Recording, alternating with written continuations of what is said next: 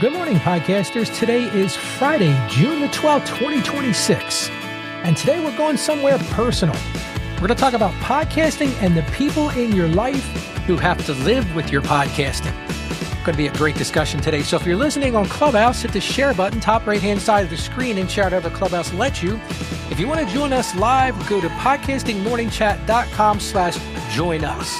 And if you're joining us via podcast, YouTube, LinkedIn, etc., please share this episode with a fellow podcaster. Now give us about 30 seconds and we'll get things going. Thank you so much for being here today.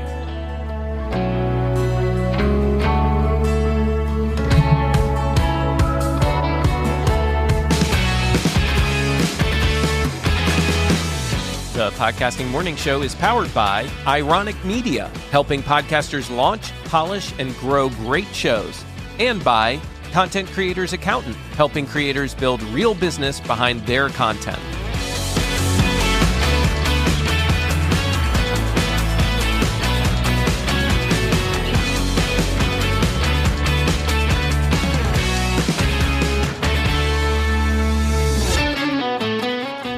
Well, good morning again, everybody. Welcome to the Friday edition of the Podcasting Morning Show. I just want to thank you so much for being here. I am finishing up my hosting duties today and helping out Marc, who is continuing to travel and do some volunteer work at a camp. Just a reminder, we will not have a show on Monday, so you will come back and join us on Tuesday when we're going to be joined by Ariel Nissenblatt, another Hall of Fame podcaster. So that's going to be a great one, so don't forget to join us on Tuesday. Now, we're joining on the me, Hall of Fame tour. Yeah, I know. That's a total of 4 if you've been keeping track. So we are on a Hall of Fame tour for sure. And joining me again on stage, we've got Sid Meadows, D.R. Fay, and BC Babbles. And Dan from the audience has joined us as well. So today we're going to talk about, first thing we're going to do is we're going to do one of our Spotlight series. If you've been following the show, you know we've been asking for spotlights to be sent in. And this particular one is called At the Counter with the Baking Pastor. So At the Counter with the Baking Pastor is a gentle space for honest conversations about faith, grief, healing, and the hard seasons of life. If you ever thought I was the only one, there's a chair waiting for you at the counter. So I'm going to go ahead and play that right now. Welcome to At the Counter with the Baking Pastor. I'm Laura. Pull up a chair. There's no rush here. This season, we're sitting with the hard days. The ones that don't resolve quickly, the ones that change us in ways we didn't ask for. So for someone who's listening who feels stretched thin, they're still showing up, they're still holding things together and kind of faking it. But inside they feel like they are right at their edge. What would you want them to know about that place? If you're on the edge and you're on the ledge, the first thing I would say, the same thing I said in the song. Don't allow your circumstances to define you. It's okay. You're going through what you're going through. It's okay that you're on the edge. But don't allow that to be your story. Don't allow that to be the end all to be all. Well, that was the Spotlight. Does anybody want to comment on the Spotlight submission? The only thing I would say, and I mean this in the most constructive way possible, is that the audio on the guest was a little bit crackly. So the only thing I would say is one thing, if you're going to use this as a trailer, it's probably a good idea to do a little bit of re-engineering of that sound. Did anybody else pick up on that as well?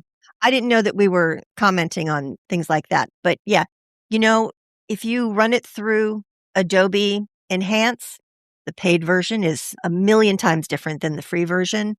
I think it would really clean it up a lot. It would stop the vocal bounce that I'm hearing on the clip. So yeah. Go ahead, Sid. I see you wanted to make a comment. Then I'll go to BC. So whenever you're promoting, good morning, everybody. Sorry about that, by the way. Whenever you're important, but I could talk. Whenever you words are hard promoting, in the morning, aren't they? I know. Morning, did I say? Oh crap! I never thought I would actually be the one to get that, but okay, here we are. So it's important to remember that whenever you're promoting your show, whether it's through a clip or in talking to people about it or sharing a video about it, whatever it is you're doing, it's really important to check in on your energy level. and to be sure that you're creating the type of energy and vibe that your show creates, but also the type of energy and vibe that will want people to listen to it. And I think that the energy in this one was just a little bit flat for me. So I think Yeah. it's just important to check in with your energy. Thank you, Sid. I That think was a that's a good very valid point. Yeah. Go ahead, BC. I know you wanted to make a comment, then we're going to move on to our topic of the day. Yes, good morning. I feel exactly the same way as Sid does. The energy would definitely needed some bump for sure. She also reminds me a bit of my own client who is a post-retiree, wants to get into storytelling now with their background and in being a coach. And there's something about the scriptedness of it. I understand this person probably is not accustomed to speaking on a mic yet. This might be a new venture for them, a new kind of venture for them. But, and this is not me trying to hark on a new storyteller by any means, but I would say over time, try to become familiar enough with your own message that you don't have to come off so scripted. You know, if this is something that she wants to really connect with people on, especially when it comes to grief, you know, you want to be able to sound a lot more personable. And we can definitely sense the stanzas in each of the lines that she delivers in her intro. So I would say make that a goal at some point to become a bit more off script at some point. Thank you, Yeah. BC. And I just want to encourage everybody to continue. Go ahead, DR. I'm seeing me interrupt you there. Well, I am piggybacking off of what Sid said, and I'm thinking ahead that if I had, because her energy was a little low, and then when it switched over to the guest, it went way, way even lower. So I'm trying to think ahead about if I had a guest that was that low, what could I say to the guest to raise up that level a little bit? You know what I mean?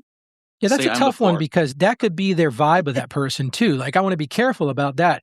I wasn't talking so much about that. It's just, to me, it was there were some artifacts that I heard as I was listening to like some weird, like There was electronic definitely stuff some behind audio it. stuff going on, but the energy level of the guest was even lower than the host's. No, I agree with that. So I'm trying to figure out what I would say to the guest to make them a little bit up more, that wouldn't, be like an elephant on the podcast, that you're always there's something that they're aware of that even the listeners are picking up on, like, something sounds weird. I agree, DR. Well, let's go ahead and move on to our topic for today. We'll put a link in the show notes so you can go check out that show, but we want to really thank them for sending that in and check out their show. It sounds like a pretty interesting show. Well, I want to start today with a question that nobody really asks about out loud in podcasting circles. And I was thinking about what to talk about today earlier in the week, and I said, one of the things that's been a stress for me, and this is going to be sort of a true confession episode, I think, for some of us, is how's your spouse doing with all this? Now, how's your partner handling the recording sessions, the equipment purchases, that equipment budget, the hours staring at a screen, the conversations you have with strangers that you've never met with? Because if we think about it, behind a lot of podcasters, there's someone who didn't sign up for this hobby or this business, someone who supports you anyway, someone who doesn't fully understand why you do it, and sometimes someone who's quietly struggling with it. So today, I really want to talk about that. So to get the room warmed up, I want to get to where people are. I'm going to ask everybody to put in the comments, or you can actually come on stage and ask the question. I want you to raise your hands and tell me which of these would suit you. And the first one is this: my partner is fully supportive. They get it completely. Second one, my partner is tolerant. They don't always understand, but they let me do it. The next one is my partner has mixed feelings. It's a source of some tension. Or this one, I'm single. I only have the answer to myself. And then the final one, my family is my biggest challenge, not a partner. So I see a lot of people want to comment. So BC, I think you're first, and then we'll go to Sid and Janaid. So go ahead, BC. I'm single and I answer only to myself for the time being. So I'm enjoying the freedom while I have it. I also want to say it's a really interesting dichotomy too, coming from the radio industry, where when you're dating someone who's a radio DJ, like the personal life becomes free game, right? But that's back when the company's paying for all the stuff to make the studio. With podcasting, you have to buy everything yourself. I wonder what that difference and shift in monetary responsibility looks like for everyone else. Go ahead, Sid. You're up, and then we'll go to Janaid. Well, I was putting a 1 because that was the number that I was identifying with. But I will say that my wife, Teresa, is extremely supportive and very encouraging of my content creation journey because it is a journey. And so, yeah, we don't struggle with this because here's why we don't struggle with this. She's an overachiever too. And she's very humble and very much an introvert, unlike me, which is probably why we've been married for 30 years. That and I traveled for 15 years of our married life, right? But, she's an overachiever and is very well known in her industry. And I say all the time, she's all that in a bag of chips. So she's living this similar journey. She's just not as public as me, but she is very supportive and I'm very supportive of her. And we learned a long time ago that if we were both going to have careers, then we needed to lean into supporting each other and what our dreams and desires are. And so we've been successfully been able to do that for 30 years. Oh, I think that's great, Sid. Go ahead, Janae, you're up. Good morning. I thought the options that you said were 1, 2, 3, 4, and we had to put 1, 2, 3, 4. So I picked the first one. Sorry about Good that. I morning, guess I could have everyone. been a little clearer Good to about that. good to be. But no, I do agree with Sid's saying. Sid, my wife's totally fine with it. Initially she was like, because before I even stepped into podcasting, I kept telling her, this is not what I want to do anymore. Like I'm not feeling fulfilled in my job. I'm not feeling that this is fulfilling me. This is not something, you have that feeling when you're going through life, right? You have different phases. So when I switched over to podcasting, I was still working full time, but it was something that was giving me fulfillment in sharing my voice and getting out there. But then over time, I was spending a lot of time. Now what's crazy is that both my wife and I, we both work from home. She travels every other week for work as well.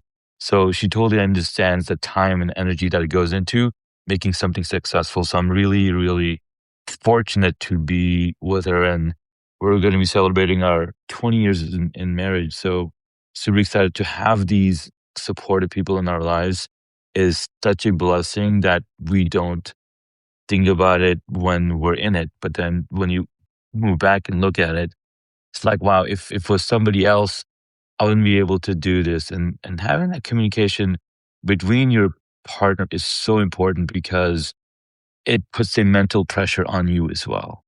Thank you. It doesn't help you get out your authentic thing. But I'm going to stop here. Thank you, Janita. I also want to put a comment that we got in the live stream. It's from Sambaza. It says, my partner's 100% supportive. They understand the podcast and are willing to help me in anything I want to do in the podcast. They even give me suggestions, which some have turned out to be awesome. So I thought that was a really valuable point. DR, it looks like you want to make a comment. So go ahead, DR. Yeah, it's funny. Because I produce and I have clients, and it took a little while to get that first client. And when I first quit my 9-to-5er, and my husband was like, well, what do you want to do? And I said, well, I think I'm going to go into podcasting. He didn't know what the word meant. He had no idea. And so that was a hurdle that I wanted to do something with my life that he couldn't conceive what that was. And certainly since I've gotten my first client, second client, since I've gotten clients, that has changed. He is more on board with what I'm doing. He still doesn't know exactly what I'm doing. And if truth be told, I would love it if when he came home from work and I asked him how his day went and he would tell me, and then I wish that he would follow up with, how was your day? What did you record today? Who did you help today? I would love it so much if he would ask that, and he doesn't. So yeah, but we're safe. I mean, we've been together for over 20 years, so we're safe. All right, true confession time for Ralph. So this has been a major struggle for me, and my wife just doesn't get it. For us, it's been a constant source of stress. She doesn't understand the money I spend on this. She doesn't understand why I have this. She always says, why do you have this need to be seen by people? She's a very introverted person, and I am the opposite of that. And that's been a challenge because she doesn't get it. And she's actually said to me times, listen, I don't want to hear about podcasting all the time. She said, all you talk about is podcasting. All I hear is podcasting and podcasting. And she goes, Ralph, I just don't care. And that's been hard for me. And in full disclosure, we have a difficult relationship. And I say that I love my wife. Don't misunderstand me. But it's been a challenge. And I think I need to be intellectually honest here. And that's one of the reasons I picked this topic today, because it's hard for me. And, it's been one of those things that, she tolerates it, but there's zero, I want to say, support. So even to the extent, like when we were traveling, she didn't understand why are you bothering to take all this gear with you, Ralph? Why are you doing this? Why are you doing that? I said, because I made a commitment and I'm one of these people that follows through on my commitment. And she says, well, it's not really paying your bills. It's not doing this. It's not doing that. So I get where she's coming from, but it's been a real challenge. And so anyway, I just wanted to share that. You've monetized a little bit, right? You've monetized. I have. Yeah, I have. Not as much as your ranch and everything as you've got going on. Right. But yeah, you have monetized. And the fact that you doing consultations for people who are podcasting, I mean, that's got to be worth something as well. People are coming to you for your expertise. So does she recognize that you have an expertise in this genre? Oh, I think she's starting to see that. And I think there's a little bit of jealousy that goes on too. Like, why are there so many people reaching out to her? Like, she doesn't understand the fact that I have hundreds of thousands of YouTube subscribers. And I don't say that from a place of arrogance at all. Exactly. I think it's just like this thing like, well, who is this person? And why did this lady send you a message? And why did this happen? And why did that happen? And that's been a challenge. And so, because I am 100% in love with my wife, but it would be great if there was more support. Like, that would be awesome. Yeah. I see I'm going to read what Gabe put in the messages here. He said, my wife is super supportive of my podcast endeavors. I'm blessed to have that in my life. My past marriage broke down partly due to what was going on in live streaming and being a public persona. Yeah, Gabe, I totally get that. And I think that's hard. So I want to pivot to another question I want to ask the room. And then we've got actually some mailbag questions that DR is going to help me go through. But let's talk about what podcasting looks like in your household. Ralph. Yeah, go ahead. Go ahead, Junaid. Before we move on to the next one, on this question, there's an event that happens every year. It's called the Commitment Summit. And it's designed for, people that are in this public space, that are sharing content, that are content creators. But it's always designed as a couple, always couples are coming, because it's not just a you problem, right, Ralph? There's a ton of people that are in this space. They're like, my spouse doesn't understand, my partner doesn't understand, because they haven't walked the path of this personal growth, right? My wife didn't understand any of it 4 years ago until she hired a coach to lose weight herself. And she's going to this coach every single day. She's following all her stories on Instagram and she's learning all these things. She's like, wow, this is a lot of work that goes into it to be influencer, to make money, income through this process. And she started understanding what I was going through for the 4 years before that. So I think there's a growth that needs to happen for the understanding to come in place. And this thing that Gabe mentioned in the chat, it's the same thing. It's not every person is going to be in the growth level that we're at. Everybody's on a different highway and you don't understand. Wait, but I don't see the cows on the road. What are you talking about? Because they're a totally different highway. So thank you so much for sharing and being so vulnerable here, Ralph. Appreciate it. No problem, Junaid. That's the one thing you'll know about me. I am very transparent because I think somebody could be listening that maybe feels the same way I do. And so has anybody else come across where podcasting is turned into a real argument with somebody they love? I think, Gabe, you kind of alluded to that with your ex-spouse, or, do the people closest to you actually listen to your show? It's interesting. I ask my wife sometimes, do you listen to my shows? She's like, I listen to Mel Robbins, Ralph, and I listen to this one, and I listen to that one. And I'm like, okay, that's great. I said, but do you listen to some of the stuff I put out? Well, Ralph, it's just not my cup of tea. And you know what? I can respect that. But there are days when it hurts, to be very candid with you. I'll send it out to my two boys or to extended family, like, oh, yeah, that sounds good, Ralph. That sounds good. Moving right along. But I don't want to make this the Ralph show. Did anybody else want to share before we get into some of our mailbag questions? I think both of those things are kind of they're not the same thing, but I kind of tied those two together. So I'll jump. My family does not listen to my show. Whenever I send one of the episodes that I think is really important to my kids, I just get rolled eyes. But that's okay because my show's about office furniture and the people and the products and the future. And they're not interested in that. Right. So I get why they don't listen, but they're all very supportive of it. So much so, it's really funny. I don't know if I told you guys this, but my daughter started an internship working for a fashion media company in London. And part of her job is she's working on their podcast team. And so now all of a sudden she's reaching out to dad for advice about podcasting and Oh, that's awesome. asking me questions of things that she doesn't understand. And it's been really fun to be able to partner with her, right, and help her understand podcasting the way that I understand it. Because when I asked her, when they told her that they wanted her on the podcast team, I said, "Did you tell them your dad was a podcaster?" And she's like, "No, it wasn't relevant." And I said, "Yes, it's very relevant." But since then, she has told them, and they're like, "Oh, Lucy, learn everything you can from your dad." So it's kind of fun for that evolution. That's awesome, Sid. All right, Yar, how about we get to our first mailbag question of the day? I'm not sure how many we'll get to because I want to leave some time for wins of the week, but here's the first one I found out on Reddit. Okay, so it says, my husband thinks that podcasting is a waste of time.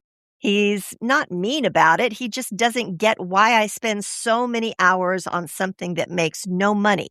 I love doing it, but I feel guilty every time I sit down to record. How do other podcasters deal with a partner who doesn't see the value in what you do? And this is what you were just talking about, Ralph. Yeah, this one really hit close to home for me. And it's been a challenge. Like I said, I wish I had an answer to this one to say, hey, here, go do this. I think it really depends on your partner. I love what Junaid said, and I don't want to speak for Junaid, but I think what he said is this has been an evolutionary type of process for him. And I think that's great if you can get the person to get to that. And I don't know, maybe I'll get to that as well. I've been doing it for several years now, so I'm not sure we're going to get there. But this is a tough one. Does anybody want to comment on this one? Yeah, I'll step in. Oh, good morning, Alex, by the way. Great to see you. Yeah, good morning. You know, what podcasters have to realize is that it's a hobby. And I don't mean that in a bad way. I don't care if you're making money or not. It's like any other thing that whatever your thing is. I know a lot of friends of mine that they like to run, they like to do this, they like to do that. And if if their partner, husband, wife doesn't get it, that's okay. But as long as they acknowledge it and understand, like when I do podcasting with my podcast, or when I did podcasting with my podcast partner, she just knew that I needed that time to do my thing. And I think that that's why it was so important. And, I ended up to go back to the other question, I ended up doing a podcast with my daughter, which was kind of a family thing. My wife would help with the script. I would interview my daughter for the books, and it was kind of a family thing. It was kind of our thing. But at the same time, if somebody has an interest, whether it's podcasting or anything else, as long as they respect that they do it, they don't have to like it. And going back to what Sid said, it's just so funny how a parent is always teaching, whether the daughter wants to or not. Because my Lucy would probably do the same thing. Dad, I don't want to do anything with you because you're doing podcasting and I'm in podcasting. So you know what? I'm just glad to know that my 11-year-old is the same thing as your 20-something-year-old. So it's a growing process, I think. Thank you, Alex. Let's go ahead and go to BC, and then I'm going to go to Sid. Yeah, one curiosity I have is for those who have a non-podcasting partner, at the very least, is there at least one attempt to break down and translate what it is to your non-podcasting partner to help them alleviate questions, or just so they have a bit of a better grasp on what it is we are venturing into as podcasters? Well, BC, it's funny. Can you break it out a little bit more? Can you I just want to make sure I understand what you're asking. I apologize. That's okay. Yeah. So we're talking a lot about how there's this language barrier between podcasters and their non-podcasting partners. So what I'm curious about, though, is that for those of us who have non-podcasting partners, are we at least at some point taking the attempt to break down and translate what it is we're doing so they have a little more of a relaxed perception about it? So they're not so worried, not so many questions, they're more lax about it. So with me, my husband is in event planning. He's belongs to one of the biggest event planning businesses in the nation right here in Nashville. And when he does read the paper, and the only reason why he knows about, I'm going to say the name, why he knows about, oh no, I forgot. Who's the number one that I always hate? Joe Could it be Rogan. Joe Rogan? Joe maybe? Rogan. Joe Rogan. Yep. The only reason why he knows about Joe Rogan is because Joe Rogan is so much into the pop culture. When he reads a newspaper, he'll read about some big name that was on the Joe Rogan show and things like that. So every now and then he will come to me and say, well, what does Joe Rogan say about it? And he knows that I'm going to, we have these little fake, arguments back and forth with a smile. He also knows about the Bad Friends. There's a show called Bad Friends, and he does know about that one as well. But that's about it. He doesn't really question me about what I do, why I do it. I don't think he realizes that the main thing that I do is marketing. And I try and get through to him that there are podcasts that are funny. There are podcasts that are true crime. Those are not what I do. I help entrepreneurs market their business through their podcast. So it's basically marketing is what I do. It's the basis of what I do. It's the foundation. But to point, I think it's more about just your relationship, because every partner in the history of the entire existence loves something about their partner and hates something about their partner. And I don't mean that people should hate podcasting, but you don't have to like something to accept it or tolerate it or appreciate that your partner is in it. And I think that's the thing that is the most important thing. Does that make sense?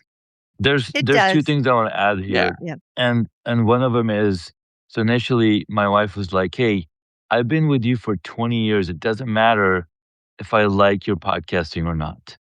And that's a huge, right? Because they support us so much in all of those things that it doesn't matter. And then you can also look at it from this other perspective.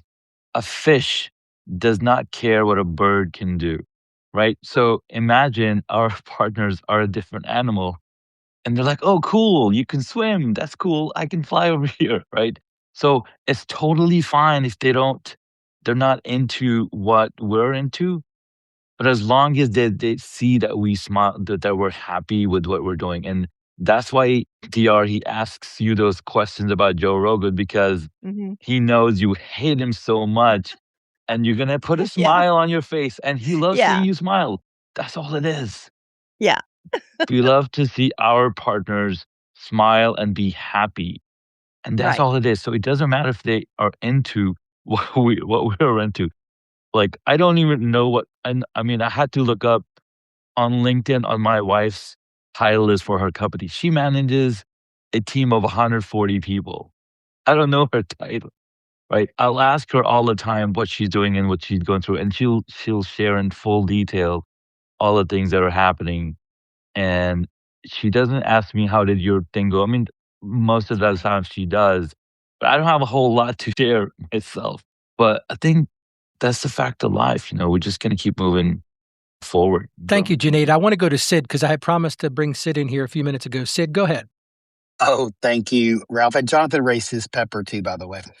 So I have a couple of things here. To this lady that asked the question, it sounds like there's some underlying things there that I would probably want to sit down and explore with my partner, my spouse. And one of them appeared to be money because she mentioned money in the post, right?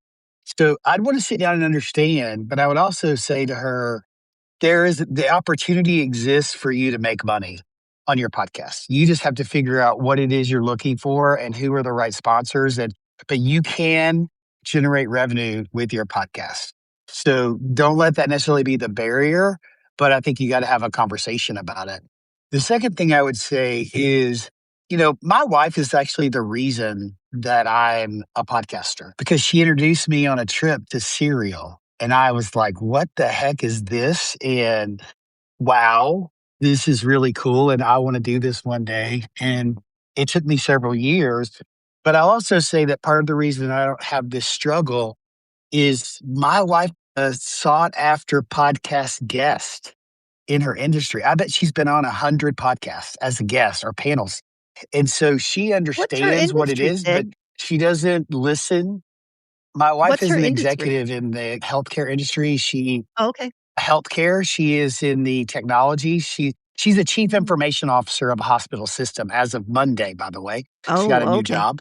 Oh, And there's she was the chief information officer of a children's hospital in Fort Worth for 15 years.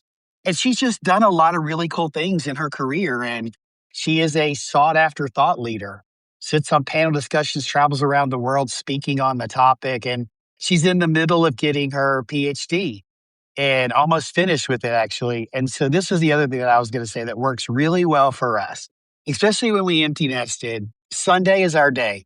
We have to work on the weekends. I do. She does. She's studying a lot, trying to finish her thesis and all that stuff. But we dedicate Sunday as our day. That's the day we don't go into our offices. We do things together. We go places. And that actually has helped us stay connected because our weeks are so crazy. And so setting aside that time to just for us, I think would be really important for people to think about how can you step away from your passion, your craft, your, podcasting and dedicate that time to your spouse, their Very, partner. The other very. thing that I would say, lastly, I'll say is to Alex.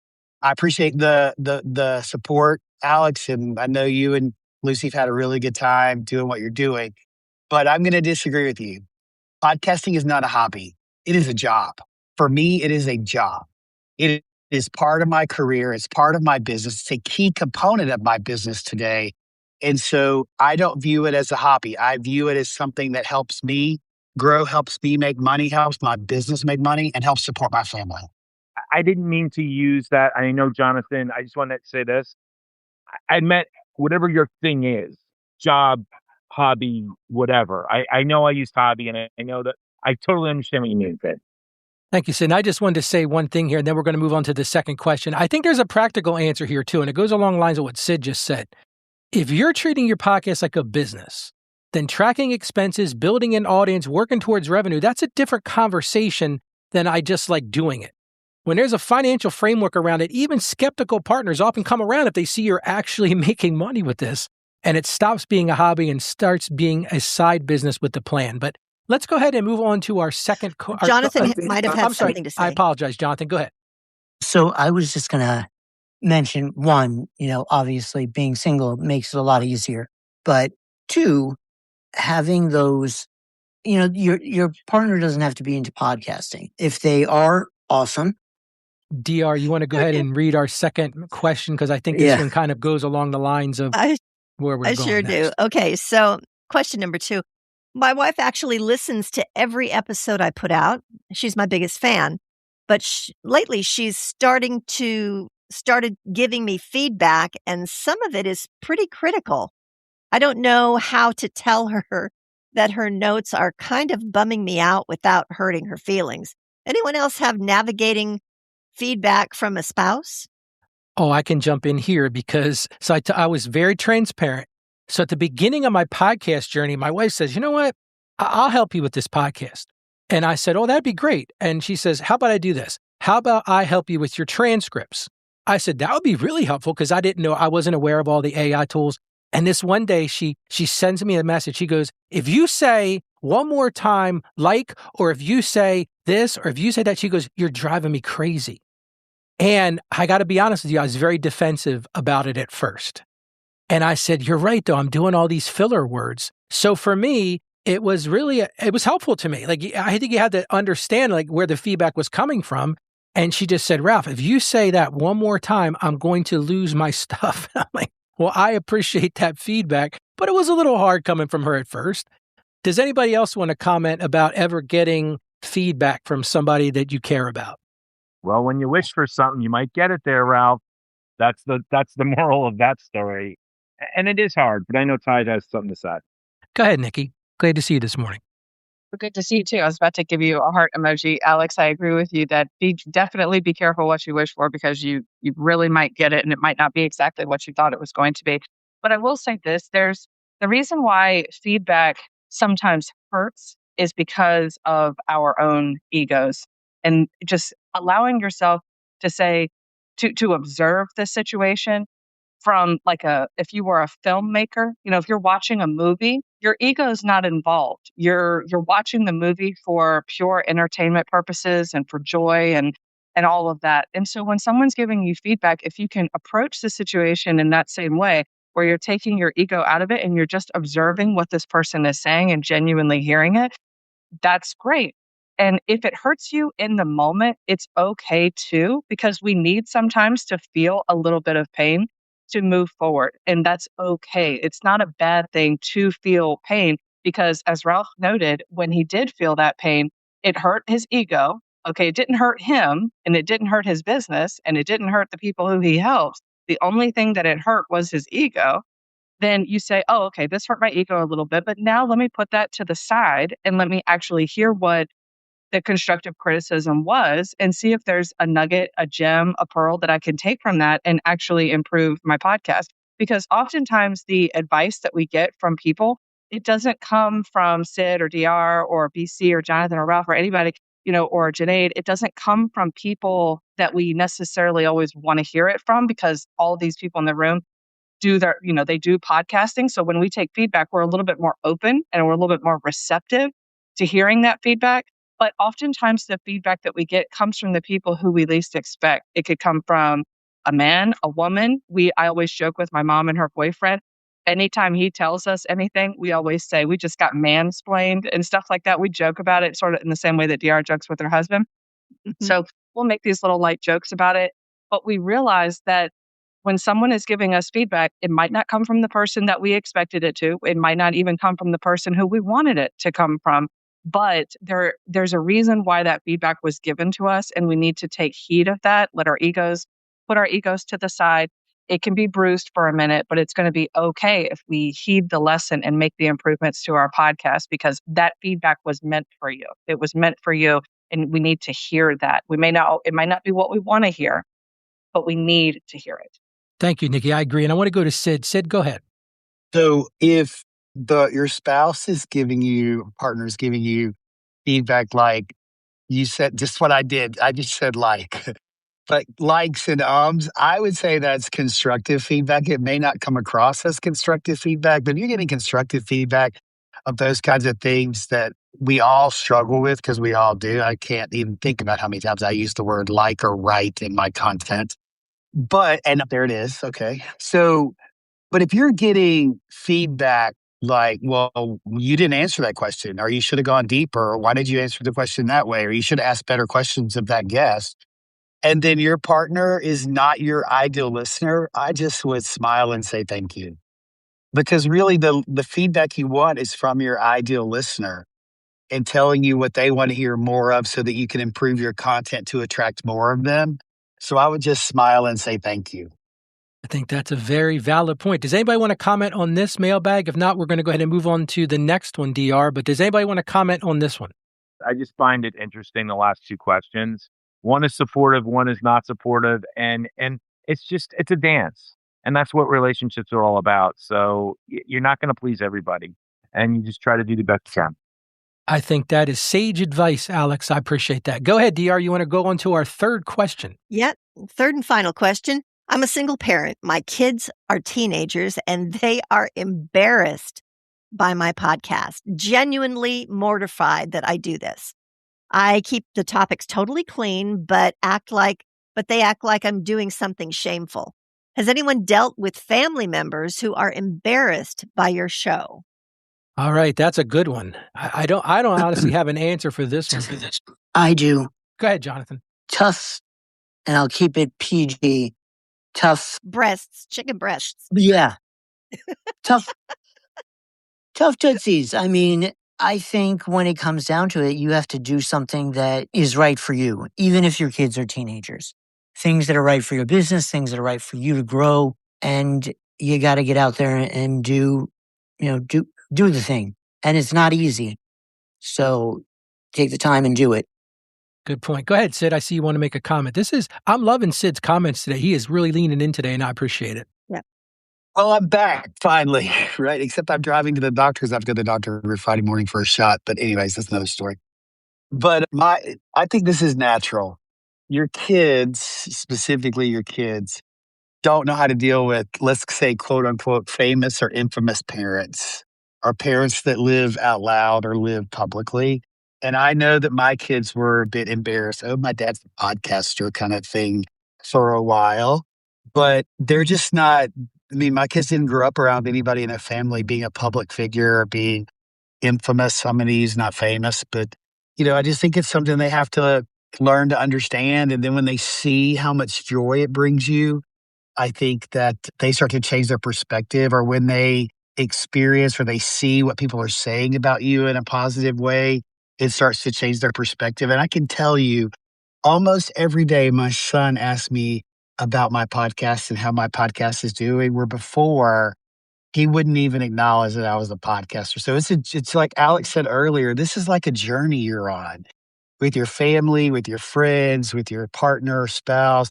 You're on a journey with them, and hopefully they lean in and they get to experience how much joy this brings you, and that they will start to support you in the way that we all really, truly need to be supported. And I'm just very grateful that I have that support of my family. I agree, Sid. And I want to read something Billy Thorpe put in the comments. He said, that's a default responsibility of a parent to embarrass them. Double down on it. Yeah, Billy, I tend to agree with you on that one. Mine are 25 and 28, so or almost 29. So I think that's my goal, was to embarrass them. Did anybody else want to comment on this one before we get to our wins of the week? I want to respond to what Billy said. Go ahead, Alex. Billy got so famous, he actually left the country. Okay, let's just put it out there. He doesn't know that because he just left.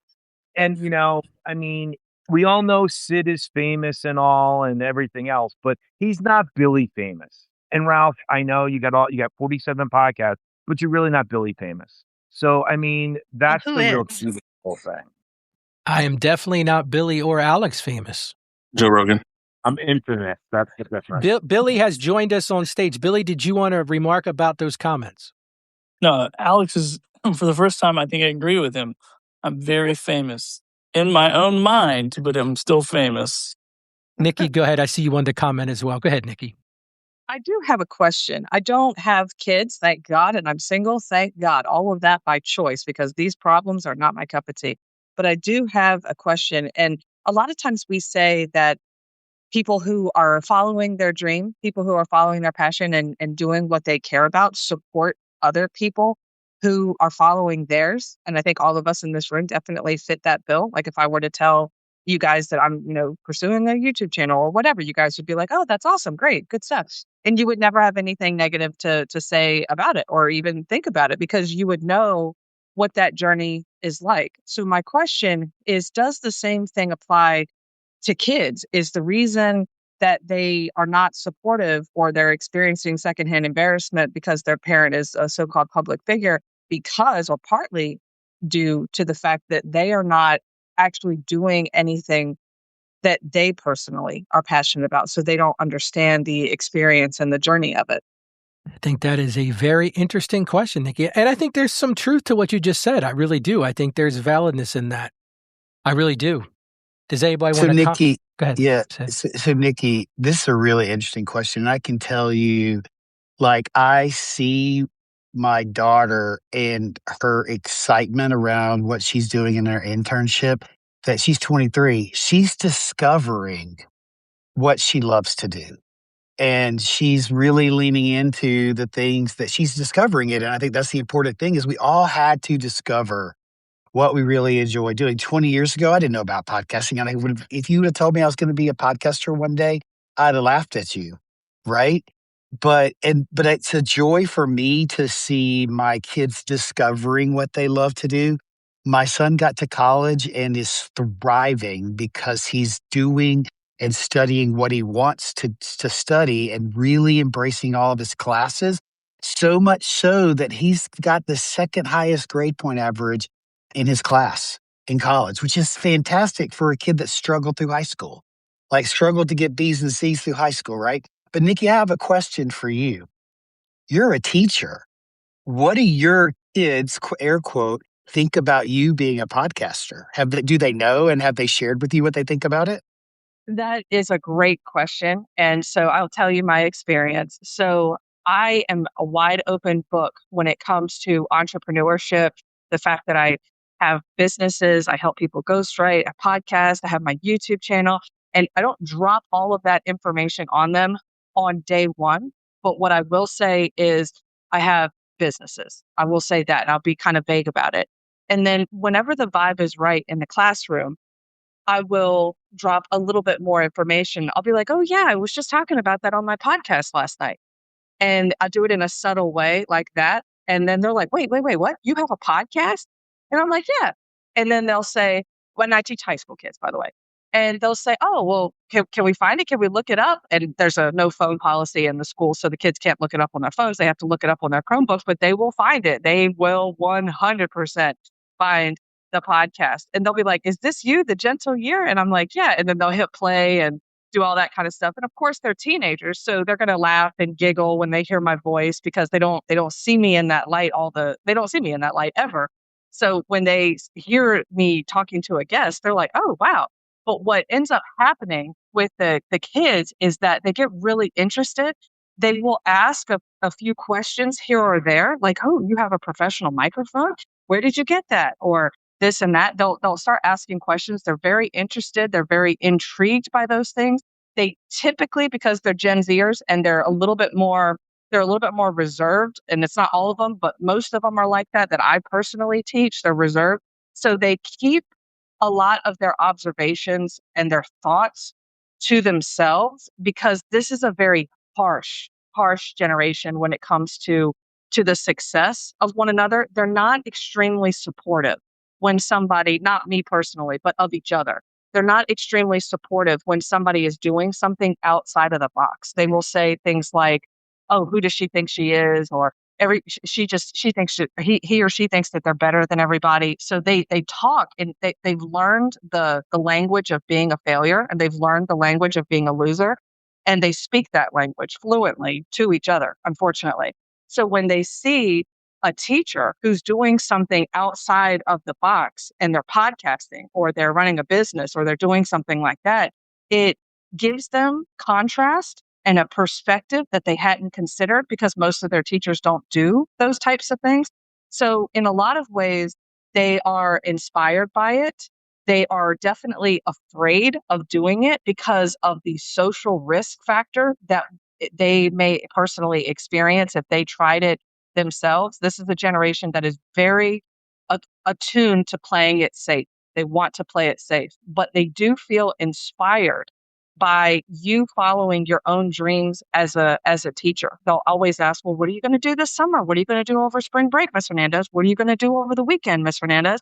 They want to know what you're doing because secretly, even though they don't say it out loud, secretly they want to see you win because it inspires them to feel like they can do it too. They just don't say that out loud. Nikki, thank you so much. I have a follow-up real quick, Ralph. Go ahead, Sid. Then we got to get to wins of the week. So everybody Yes. get ready with their wins.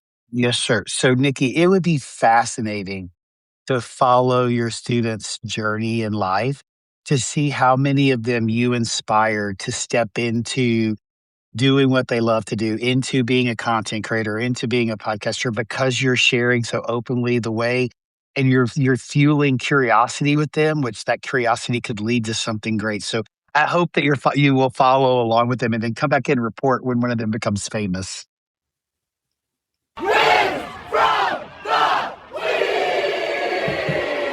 All right, it is that time for wins of the week. And Sid, you put a one in there. Sid, do you want to start our win cycle here? Go ahead, Sid. Yes, I will. And then I have to drop off because I have to walk into the doctor's office. So, but thank you, Ralph. This has been an amazing week for me. So this is the week of the year that we have our really big furniture convention in Chicago called NeoCon. It only happens once a year, and there's 30,000, 40,000 people that come. And it's just a really exciting week for me because I get to meet a lot of people that listen to my podcasts and consume my content because they stop me in the hallways. And, it's just, it's a really emotional week for me too. And this week, one of the things that was really special for me is I got to visit with and take a picture with almost every one of my sponsors because they were all there except one of them. And it just really helped to deepen the relationship. I had one not even without me even asking. One of them said we were talking about the show and how much he enjoyed it and how great it's been for them, and he immediately said, without me asking, "I'm in for next year too. It's not even a question. We're going to do it again next year." So it's just been a really great week. Lots of things to celebrate, but I will boil it down to I'm so grateful for the relationships that I have been able to build inside of the industry that I have spent my entire career. Because without those relationships, I would not be able to do what I do today or be where I am today. So my win is the relationships that I've been able to build over the last 30 years, talking about and selling and leading teams with all things about office furniture. Thank you. Congratulations, Sid. Thank you for sharing that. Let's go to Tim Bryan. Go ahead, Tim, you're up. All right. Thank you so much, Ralph. You've been doing a fantastic job this week, I got to say, man. So I'm thankful for you. But my win this week, I've got two. First one is on Wednesday, my twins turned 12. And according to them, I am the most famous and the greatest podcaster in the world. So, hey. Awesome. So that always, tickles me every time they tell me that. They're like, "Papa, you're famous. You're talking to this guy. You're talking to that gal." So they turned 12. They had a great day. And then this week, I had two people reach out to me for interviews on one of my podcasts. One person was from the UK and the other person was based in Japan. And it was interesting because I do PodMatch and, I get guests from there. But these two guys, out of nowhere, out of the blue, decided that they had to be on my podcast.